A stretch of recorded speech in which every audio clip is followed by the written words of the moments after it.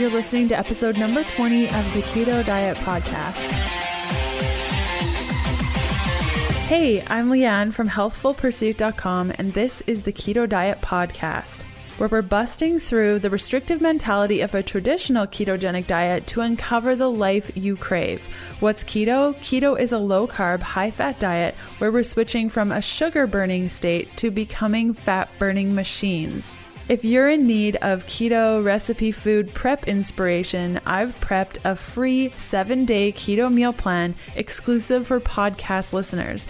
The plan is complete with a shopping list and everything you need to chow down on keto for 7 whole days. Download your free copy at healthfulpursuit.com/keto meal. Let's get this party started.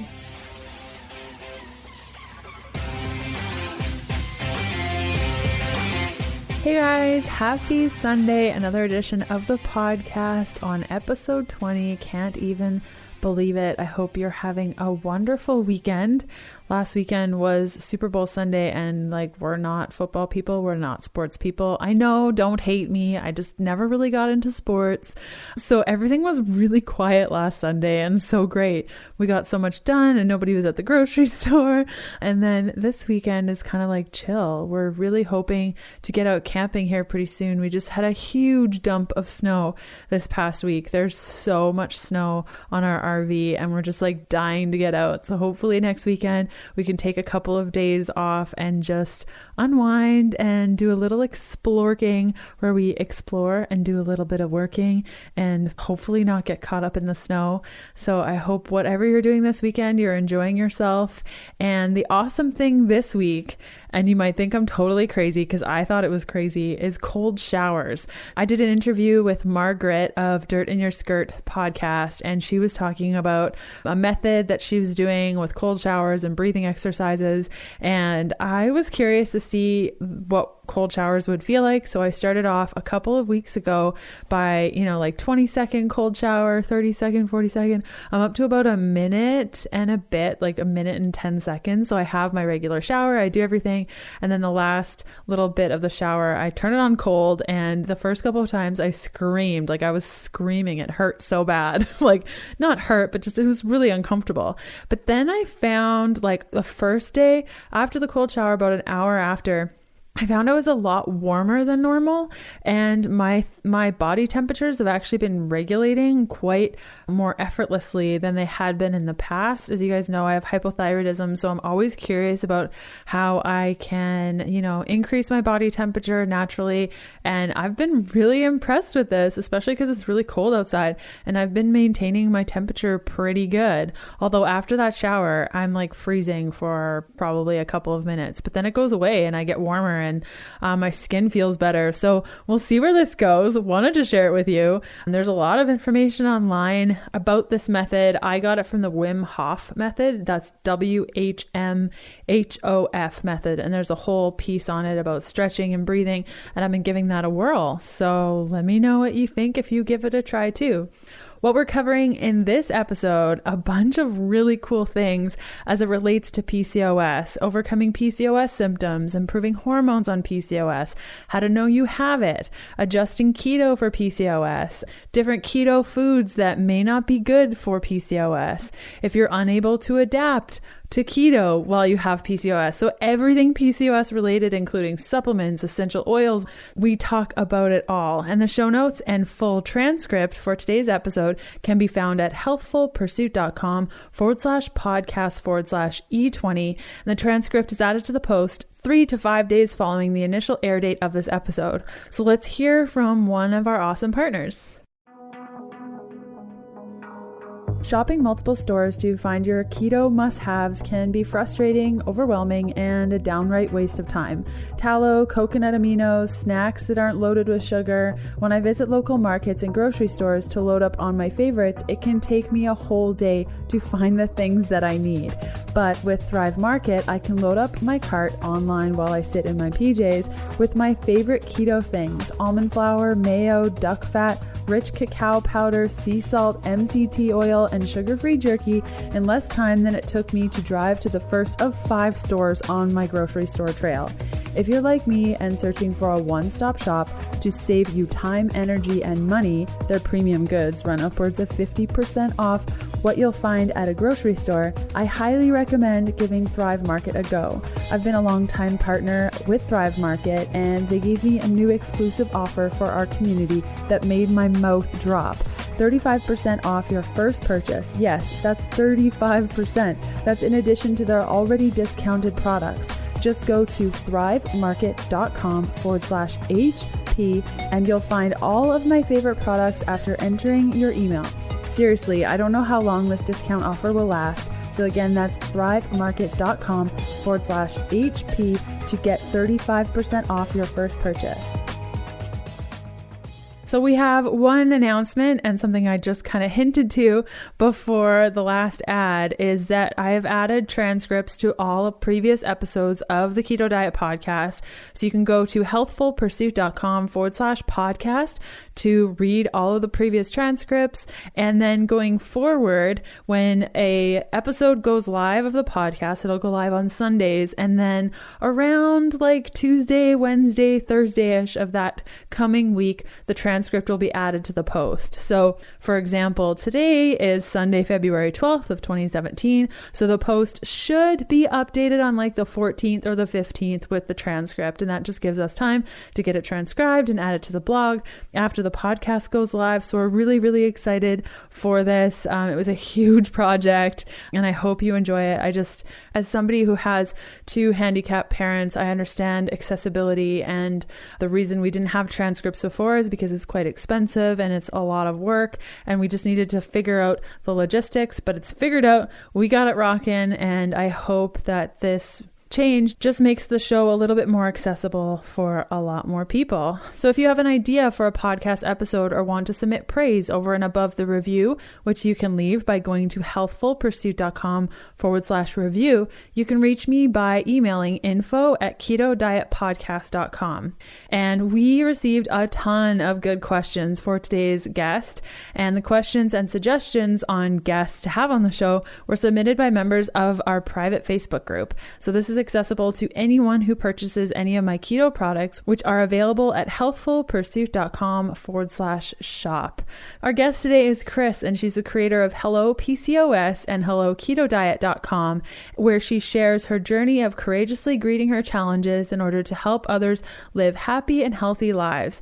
Chris was diagnosed with PCOS in 2011 and ignored her symptoms until she stopped taking birth control and gained over 50 pounds in a matter of months.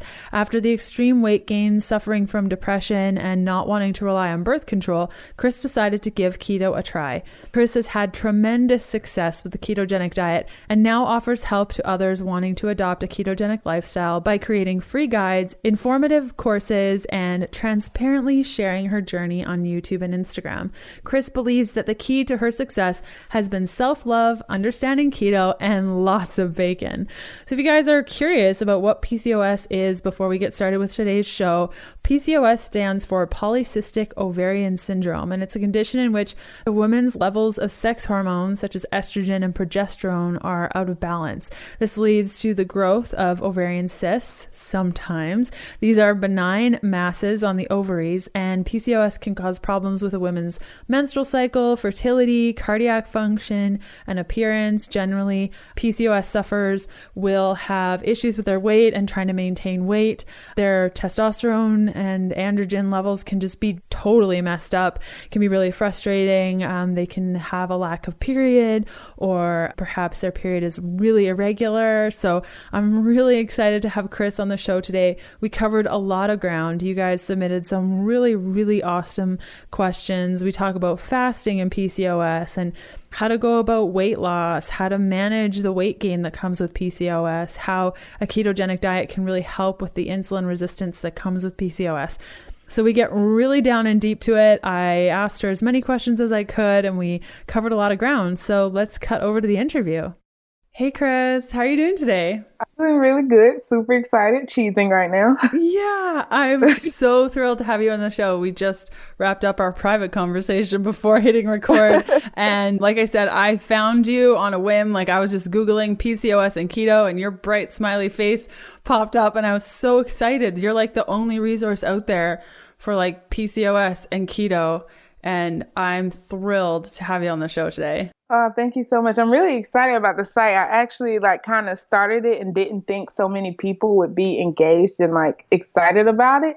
And they are. And it's just it feels really good to be able to be that resource for people. Yes, it's so true, especially when there aren't many resources out there. That's how I felt when I switched over to keto and changed my blog. I was like, I don't know if this is going to work, but let's give it a whirl. And because there was nothing else out there, and it's nice to be that resource for people. So for people that maybe aren't familiar with your work, why don't you start off by telling us a little bit about yourself?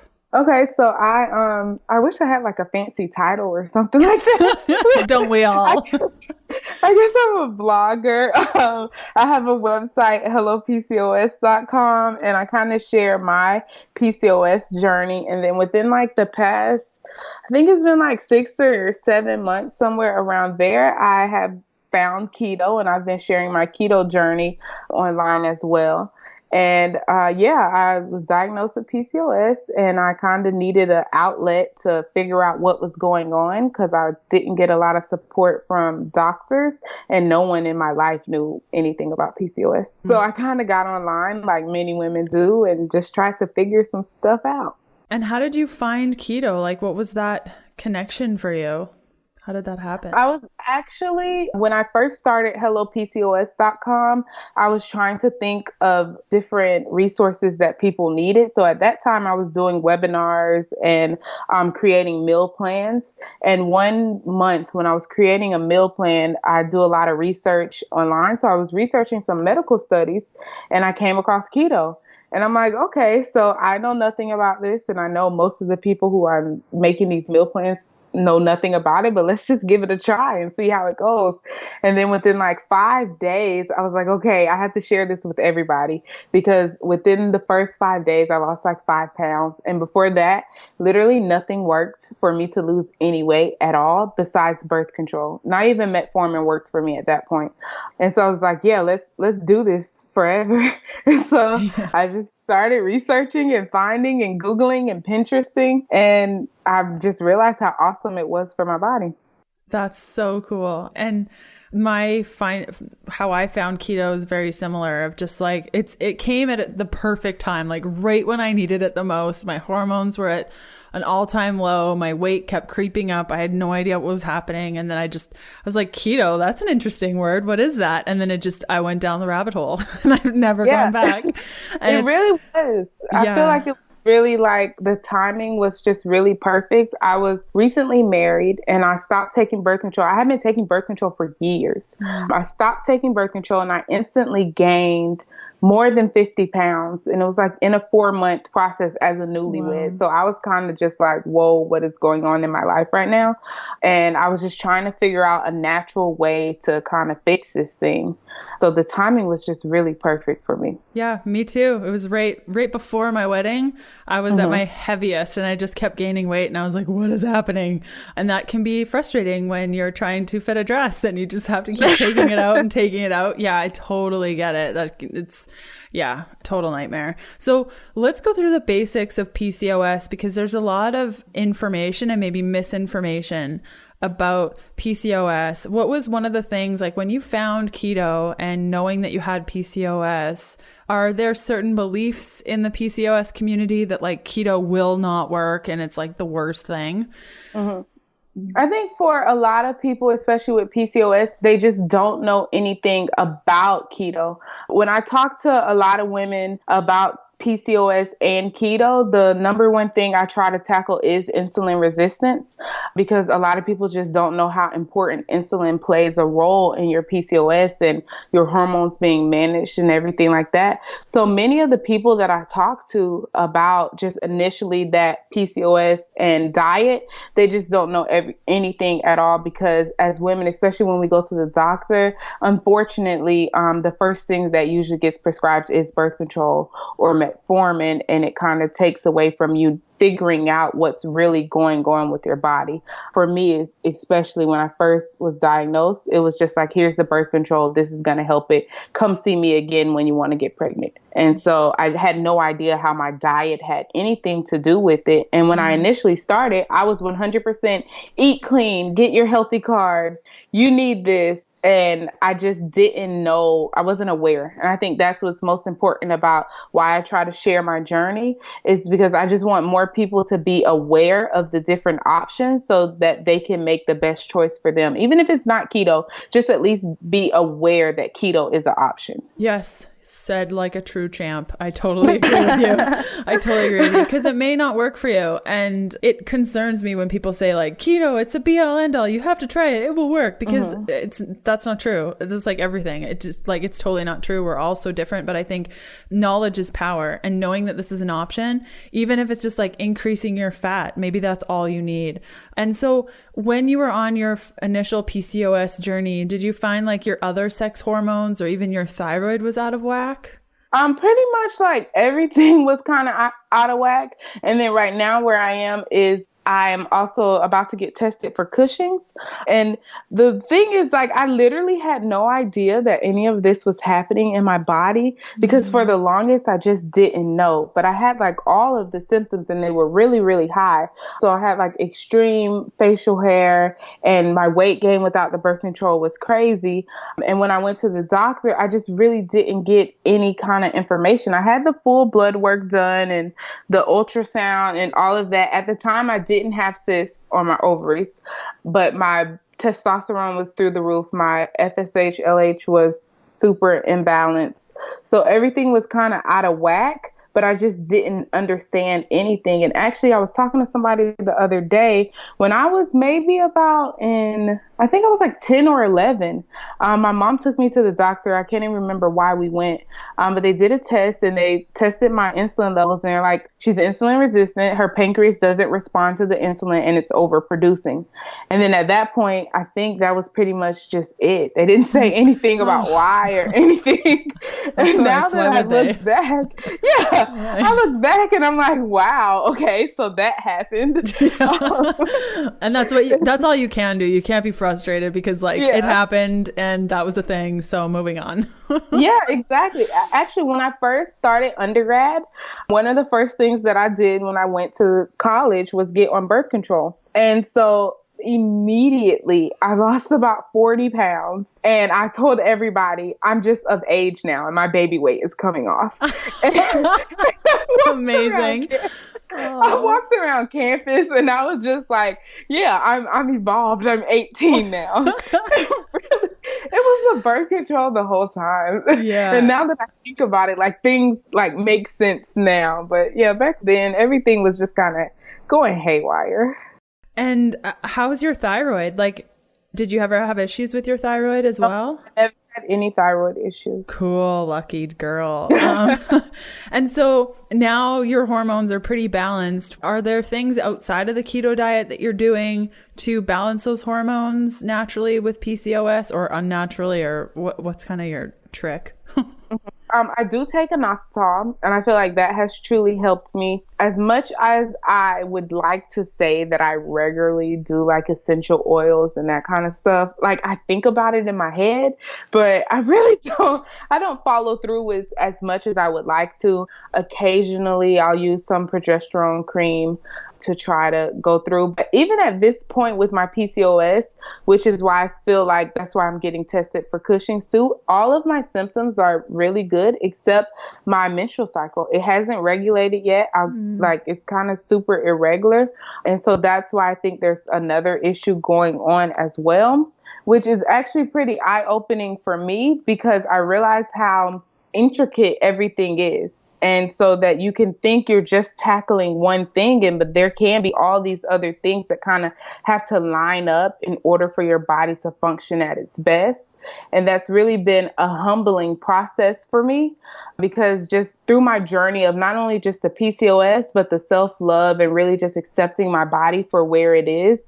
I struggled with it for a long time, especially with PCOS. I've talked to other women. I felt like my body was betraying me. Like, I just don't understand why this is happening, and it could all be so simple, and my body just needs to listen. And so I had to kind of take a step back and realize where I was and how to just accept who I am for what I am, and then move forward with trying to do what's best for me and not getting hung up on things. Yeah. Beautifully said. I think lately, I listen to a lot of body positivity podcasts, and I'm really silently involved in that community. I don't contribute much content to it right now as it is, but the thing that's been going around lately is like, a lot of us, and I'm guilty of it, of like, health is my focus. And if I'm healthy, things are good. But sometimes we can't make the choice to be healthy. And sometimes, there's other things going on. So lately I've been like, oh, okay, yeah, maybe health isn't the be all end all, because a lot of us just can't achieve, quote unquote, that perfect health. But it's just, treating ourselves with kindness and love. And that's what we can do in this moment right now. So yeah, you hit the nail on the head with that one. So, and you mentioned inositol. Is that what you were saying? Inositol? Okay. I'll include a link in the show notes if people are interested in that. One of the questions that came in from our private Facebook community was a doctor saying that PCOS isn't a big deal because when you're in menopause, it'll just go away. What are your thoughts on this? Okay, yeah.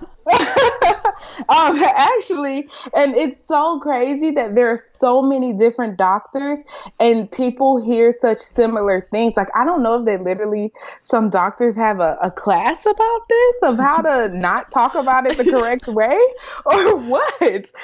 Because literally I've heard out of a doctor's mouth that it's fine. Just take these birth control pills, and when you want to get pregnant, come back. And it's not fine, because PCOS just isn't your period. It just isn't the weight gain. There's so many other emotional aspects of PCOS. Women with PCOS are more likely to have depression, more likely to have anxiety. So I don't understand how you can tell me that it's fine when I'm sitting here dealing with, I actually have a article that I shared on PCOS Diva with anxiety. I suffered from social anxiety really, really intensely due to my PCOS. I felt like I was kind of not myself in my body. So there's all these other things that go with, and there's such a huge variety of weight gain and hair growth and anxiety and depression, and you can't just throw all of that away and tell me it's not important. And I kind of have to live in this body.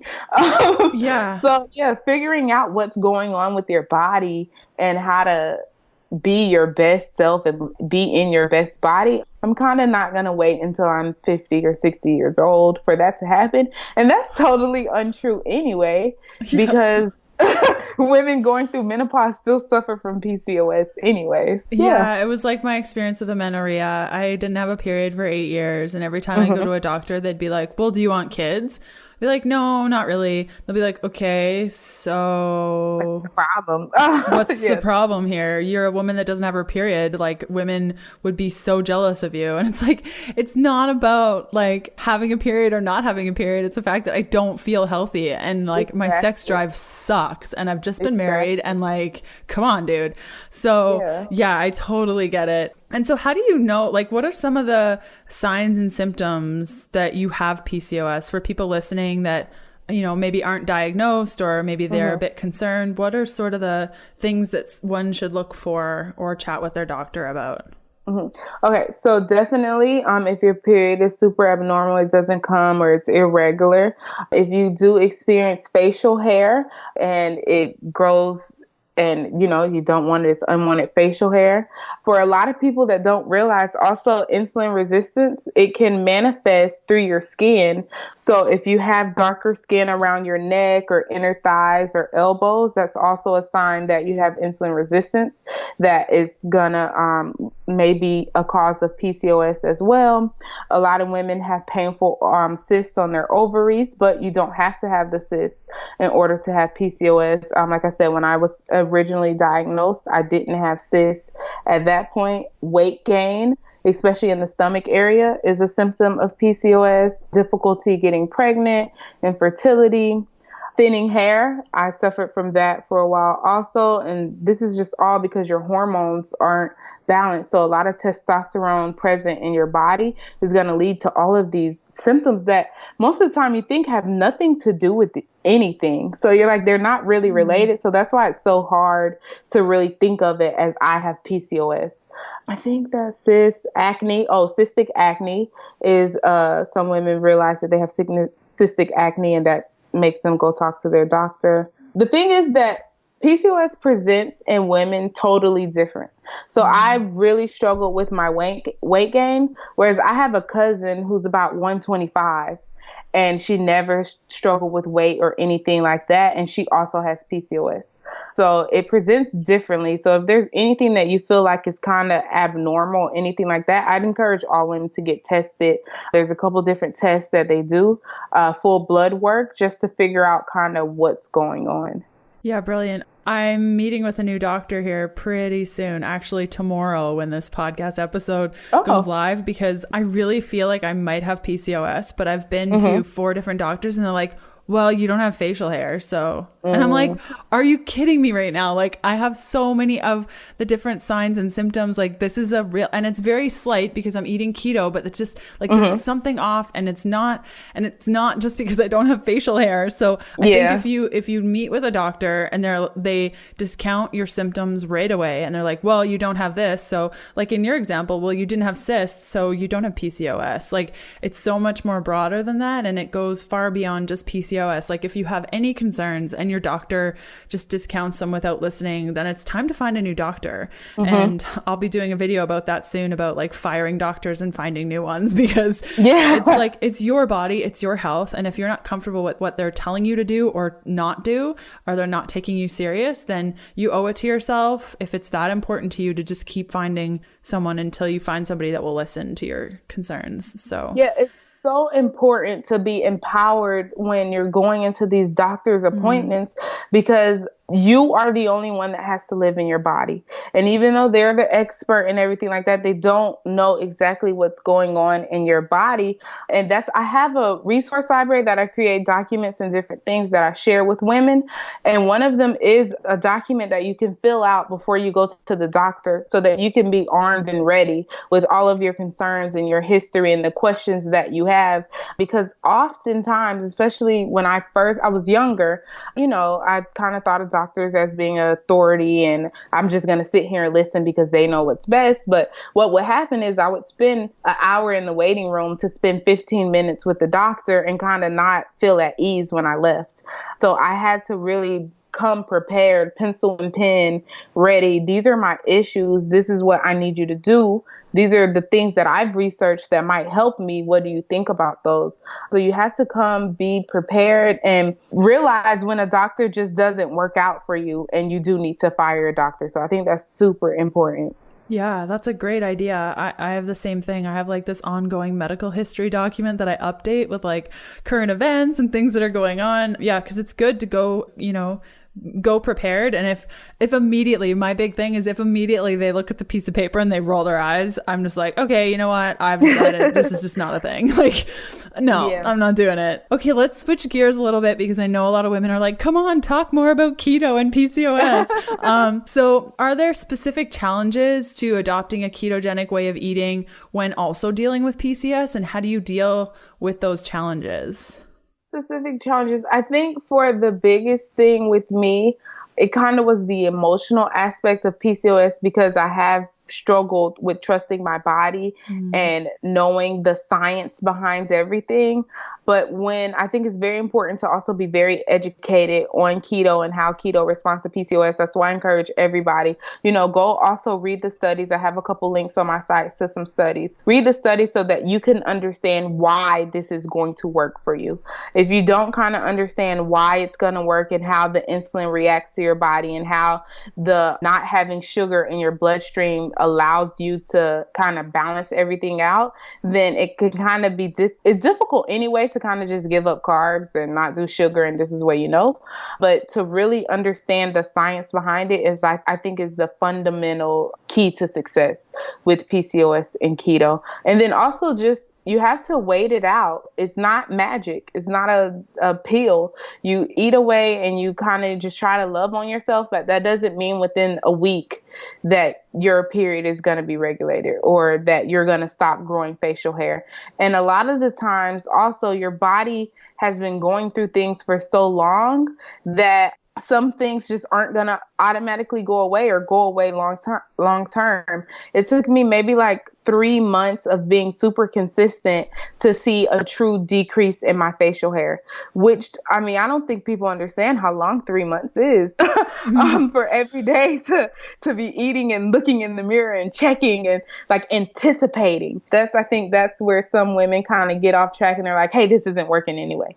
To be anticipating a relief and not receive it, I think can be very overwhelming. So just realizing that you have to take your time and you have to kind of let your body respond to the changes that you're making.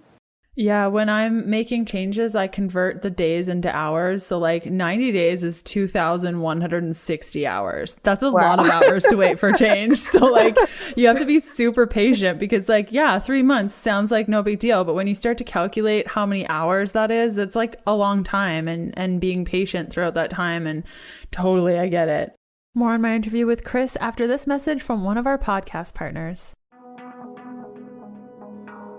The podcast is partnered with Wolf Clinic Royal Flora, my choice in soil-based probiotics. Soil-based probiotics are a fabulously effective approach to repopulating the gut. The soil-based organisms are cultured in decayed plant matter free from pesticides, chemicals, and toxins. Unlike conventional probiotics, which have a shortened shelf life, are vulnerable to stomach acid, weakened by processing methods, and less likely to reconstitute or colonize the GI tract to the level we need it, soil-based probiotics are alive and thriving, meaning they colonize along the entire GI tract, rapidly forming into the bacteria your body needs most as soon as it interacts with saliva. Soil-based probiotics from Wolf Clinic, called Royal Flora, is my choice in soil-based probiotic. And my gut has never felt less bloated. I'm not reacting to foods in the way that I used to. For example, spaghetti squash. I can eat it, no problem. It's great. US and Canadian listeners receive 20% off when you order from healthfulpursuit.com/gut. Use the coupon code GUT, all in caps, no spaces, for the 20% discount to be applied to your order. Now, with keto, in the keto community, dairy is pretty widely used. And, you know, gluten in some communities with keto, like people are okay with it. Do you find that there are certain foods with keto that maybe wouldn't be good for people with PCOS? So definitely dairy, because a lot of women with PCOS do suffer from inflammation caused from dairy. And then, you know, with keto, a lot of people are just loading up with cheese and wonderful cream cheese and all of those beautiful things. But it can cause problems when you're trying to kill your PCOS through keto.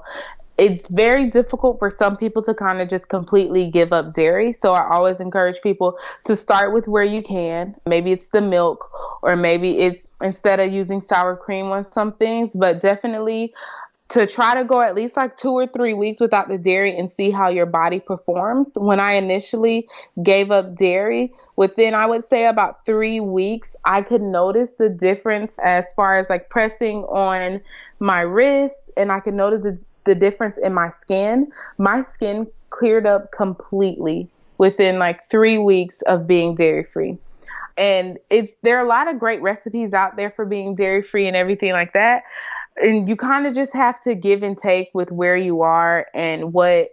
At one time, to give up sugar and carbs and dairy and everything else that you've done for so long can be very difficult. So to just take your time and kind of just see where things go. But definitely dairy is one of those things that I would recommend taking a break from to see how your body performs. And did you ever add dairy back in, like after those couple of weeks? Did you ever say, okay, well, I wonder what will happen if I have dairy again? Yeah, I did. I actually added dairy in maybe about 3 weeks ago.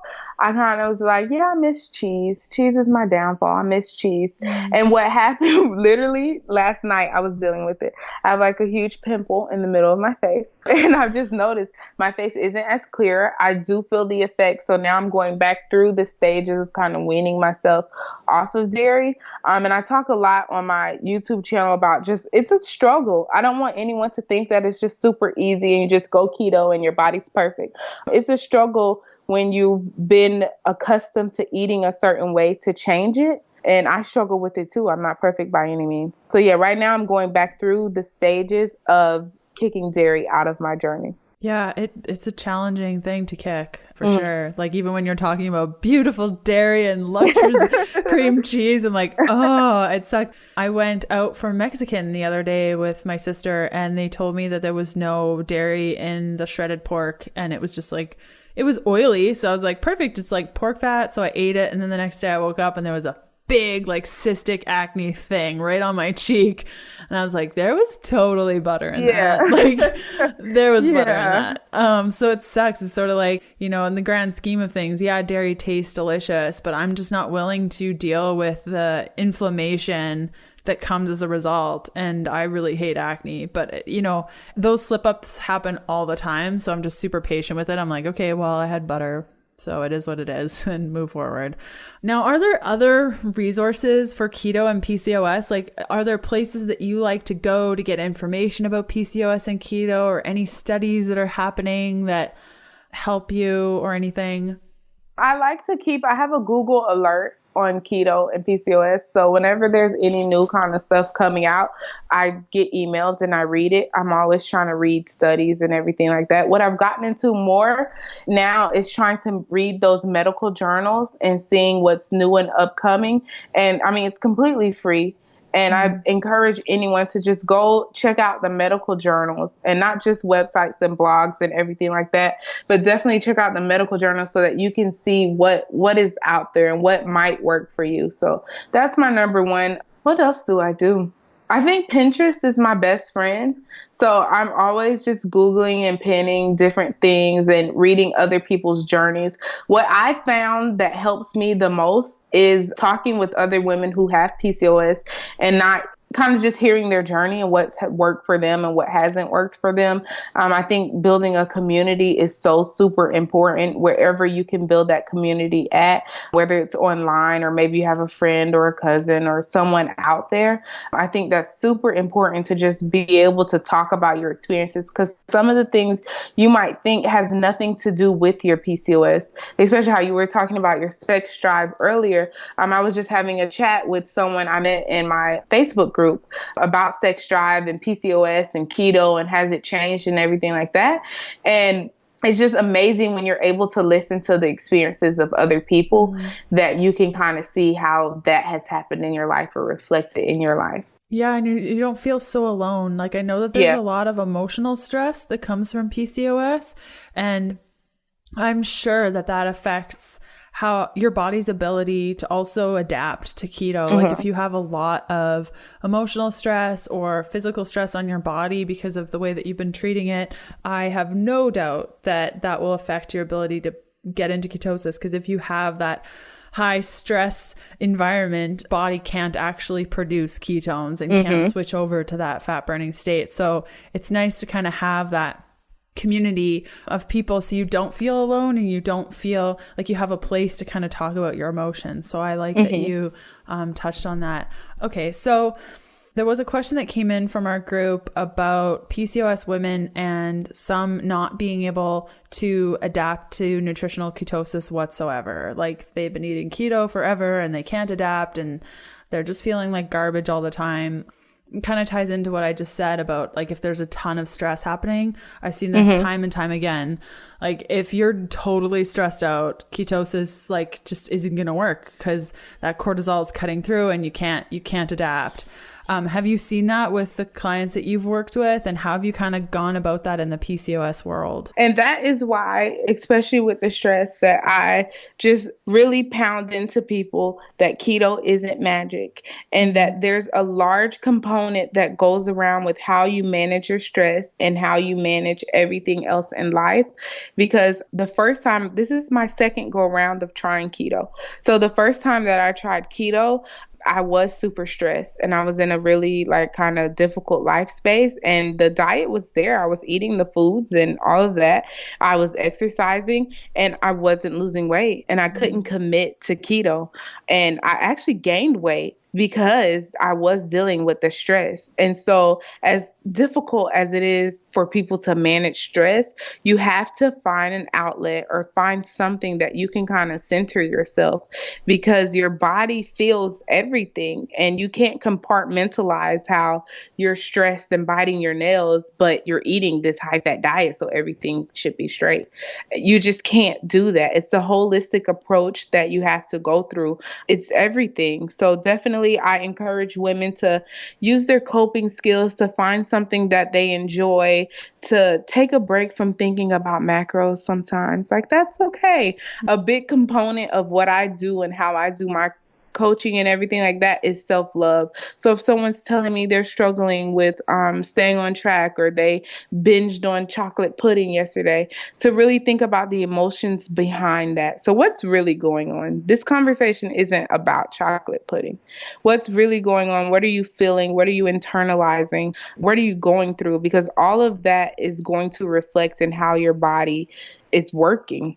So I think it's super important to manage that stress and use coping skills and take care of yourself and love yourself and do those things that make you feel good, as well as eat the things that make your body feel good. Yes, totally. Oh my gosh. How did we just meet now? I feel like we're like long lost sisters. Like, you're saying like all this awesome stuff. I love it. And okay, last piece on like keto, PCOS, and then we'll kind of jump into like weight loss.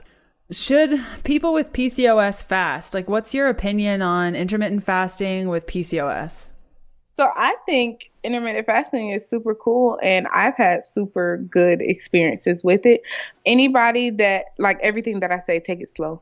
But yeah, I've had super good experience with it. And when I do intermittent fast, I'm not as consistent as I could be.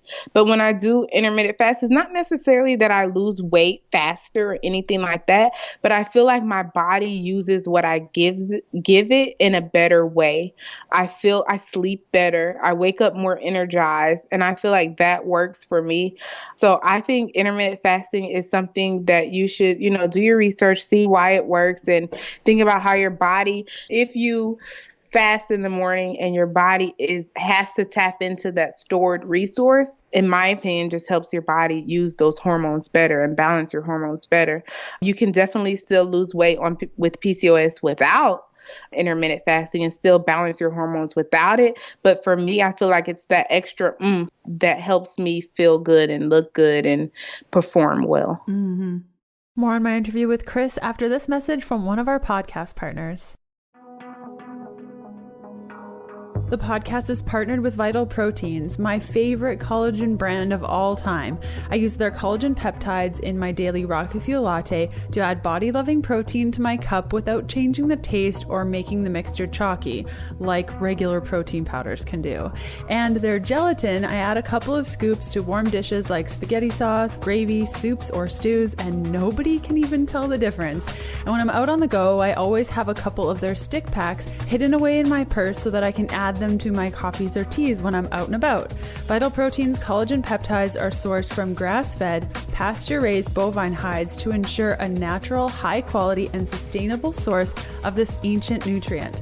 Collagen is the most abundant protein in the body, ensuring the health and vitality of our skin, hair, tendon, cartilage, bones, and joints. Vital Proteins and I are working on a brand new offer for all of you, but in the meantime, the coupon code VPHP10, that's VPHP10, is up and running and there to give you 10% off plus free shipping. Now the free shipping is just US based, but everyone can benefit from the 10% off on all of your favorite Vital Protein products over at vitalproteins.com. Okay, weight loss. So to be devil's advocate, why wouldn't you just take birth control and lose the weight? Like, if you know that birth control helps you lose weight and manages PCOS, like, why wouldn't you just go on it? Because birth control still means that my body is not performing at its best. Yeah. And that's literally just the thing that I was trying to get through to these doctors, that I want to have a healthy body and I don't want to have a masked body or a body that thinks it's performing well and it's not. And then when the time does come that I do want to have a kid, so now you want me to cover up something that is obviously not working correctly and then go back to have to take more medication to kind of make it work correctly now, when I could just figure out the root cause of what's going on and how to manage it. I will tell you that, especially when I was gaining weight super fast and kind of going crazy, I was like, okay, birth control pills look pretty ideal right now. But just thinking about my long-term goal, what is my long-term goal? And my long-term goal is to be healthy and happy and live a life. There's no cure for PCOS, but I want to be as healthy as I can in the most natural way that I can. And so that's kind of make those choices. Totally. Same with me. Like, my book tour is coming up and I'm supposed to get my period the day the book tour starts. And I'm like, ooh, I could just take birth control for like a month and like change my period time. And I'm like, Leanne, no, because it's so like, it's so convenient. And yeah, that totally is the quickest way, quote unquote, out of the situation, but it masks the issue. And then you're stuck with an even huger mess when you go off of it, or, you know, then you want to have a baby and you get off birth control and then your periods are even more regular and then maybe you can't even have a baby and then you're stressed out. Like, so yes, I love the way you answered that question, and I would have said the exact same thing. So we know that PCOS can make weight gain quite easy and weight loss pretty challenging to achieve. Does the number of years that you have PCOS affect how long it takes to lose the weight? Like, there's a lot of women that have had PCOS 20, 30, sometimes 40 years, and now they're like, I really want to lose weight and manage this. Do you find like younger people, it's easier for them, or people that have been diagnosed and then get on it right away? What's kind of been your experience on that? I found that it just kind of varies, because I have had some people, younger people, who have been on keto and they don't lose the weight as fast. I think it's kind of because, you know, everyone's PCOS kind of manifests in different ways. So I think it's just how your body kind of adapts and how your body burns the fat and how your body lets go of those hormones. For me, looking back, I can say that I undiagnosed had PCOS probably my entire life, which I think, yeah, I would say probably since I was born, because I've always had these problems. And when I started, it's been like eight or 9 months now, initially, I just was kind of flabbergasted with how quickly I lost the weight. And of course, in the beginning, you're going to lose weight a little quicker, but that's also going to tear off, and then you're going to have, lose weight slower. So I will say that it just kind of varies. I've had older clients, like over the age of 40, who have lost weight quickly. I've had younger clients who have lost weight slowly, and then I've had the reverse. So it's, as frustrating as that might be, but there's just no cookie cutter experience or no cookie cutter answer, because you just have to see what your body does. And I think it's definitely sustainable. I will say that even when I initially tried PCOS, initially tried keto, and I kind of got off track for maybe about a month or so, I didn't gain any of that weight back. And during that time, I was like, eating lots of bready, cheesy, beautiful things. I like that you add beautiful to it. It's amazing. And okay, so say a woman has been eating keto for 6 months, their weight is totally stalled. How long do they go on keto? Just, rocking out with keto until they're like, okay, maybe there's actually something else going on. Should I be concerned? I'm not losing any weight. I'm eating keto. I'm taking inositol. I'm doing everything right. What would be your recommendation for people that are in that situation? So my recommendation would be to definitely journal. Go back to the basics. If you are stalling out or if your symptoms aren't improving, to first literally just journal everything so that you can see if maybe there are some hidden carbs that you're consuming, or maybe you do have that dairy sensitivity or something like that. But keep that detailed journal so that if you do decide to go visit a doctor or a nutritionist or endocrinologist, that you can have your experience documented, because there are other things that could be going on. So for me, in my personal experience, I know for a fact I've lost all of this weight. My other symptoms are improving, but something is kind of off here. So what I've personally been doing is keeping a very detailed diary of all of my symptoms and what I'm taking and supplements and everything like that. And then now I'm looking for a Cushing specialist, because I think that might be the missing link to what's going on with my body. So just keep experimenting and being curious about your health and your status, and being patient with yourself. Now, we've chatted a little bit about PCOS management outside of diet, like the journaling. And you mentioned essential oils before, that you thought about doing it, but I'm on the same page with you. I know that essential oils are great, but I don't know. I can't, between remembering to wear my night guard at night and there's just too many things. But too many things. Way too many things. So essential oils don't really play a large role in my life. But if somebody were interested in essential oils with PCOS, do you know which ones they should go toward? Geranium is supposed to be really good for PCOS, and I think lavender oil is supposed to be really good for balancing. Other than that, I feel like I've written down 1,000 times in my bullet journal to go do more research, but it just doesn't happen. Yeah, life kind of exists outside of PCOS and outside of keto, and that kind of just gets pushed to the back burner. Yeah, that's a really good way of putting it. I have so many other things not related to my diet and my health that I have going on in my life. Yeah, totally. And what kind of supplements? You mentioned inositol, you mentioned progesterone cream. Is there anything else in regards to supplements that may be beneficial for someone with PCOS? So definitely the inositol and the progesterone cream. Some people take the chaseberry, the Vitex supplement. I took it for a little while, and then I just kind of didn't really want to take it anymore. A lot of people in general are vitamin D deficient, especially women with PCOS. So vitamin D is a good one as well. Just as far as being on keto, I do take a daily vitamin to kind of just replenish all of my nutrients. And then a lot of women ask me, is keto okay when they're on metformin? Because a lot of women do take metformin, which it totally is okay to take with it. But I found through clients and other people that I've talked to that once you start a ketogenic diet, most likely your doctor will take you off of metformin because you're balancing your insulin without it. So I tried metformin for a little while. It didn't work for me. I had some kind of horror stories, so I left that alone. So yeah, I think the only thing that I'm taking right now is the Ovasitol and the daily vitamin. And then sometimes I use progesterone cream.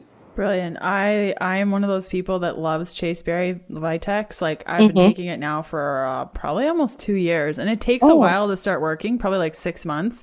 But once it does, oh baby, that stuff is awesome. But yeah, I find some of my girlfriends have taken it for a year and they're like, I notice nothing. So yeah, it so depends on your body. And then the last question that came in from our Facebook group is more to do with ovulation and keto.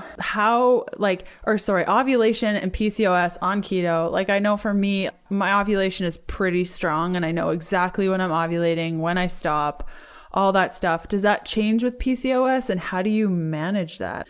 So yeah, I haven't gotten to the realm of testing the ovulation yet. I wish I was an expert on that, but I just haven't touched on it yet. Cool. Well, we'll have to have you back to talk about all things ovulation and PCOS. Yeah, I get to that point. Yeah, totally. I love tracking my ovulation. I don't know why. It's just so cool to know that I'm super fertile. And 3 years ago, outside of keto, that was not a thing for me. I wasn't having my period. my hormones were totally tanked. So it's something cool that I just like tracking, because it's like, yeah, I'm on the right track. I've really gotten to where I wanted to be with my health. And it's just like this really cool geek out thing that I like to do. So I know that that's kind of a concern with a lot of people with PCOS, which is why I wanted to ask, but totally cool. We covered so many awesome things during our podcast. I can't believe it's the end. It's been 45 minutes. It's crazy. It goes by so fast. 45 minutes already? Wow. It's nuts, right? It goes by so fast. Well, thank you so much for coming on the show, Chris. Is there anything, like, where can people find you? Is there anything that you feel like we missed that you want to like give somebody like a quick tidbit or tip that you feel like we missed? First, thank you so much for having me. This has been super fun, and I'm so excited for it to go out. Where can you find me? You can find me at hellopcos.com. I'm working on ketodiet.com, and so that should be up soon. And then what else? Just try to love yourself. Try to go slow and love yourself, and realize that you're on a journey and it's not a race to get anywhere. This isn't about fitting into the swimsuit or anything like that. This is kind of, having your body performance at its best and living your best life. And a part of that is being healthy enough for your body to perform great. And so, yeah, I just encourage everyone to realize that keto isn't magic, and that even if the diet is there and the exercise is there and everything else is there, that nothing's going to work until you commit to yourself and commit to the journey that you're on and accepting yourself for who you are and where you are. So yeah, just love yourself a little, and that'll go a long way. Wonderful. Thank you so much for coming on the show, Chris. And the show notes and full transcript for today's episode can be found at healthfulpursuit.com/podcast/E20. And the transcript is added to the post about 3 to 5 days following the initial air date of this episode. Thanks so much again for being on the show, and we'll see you guys next week.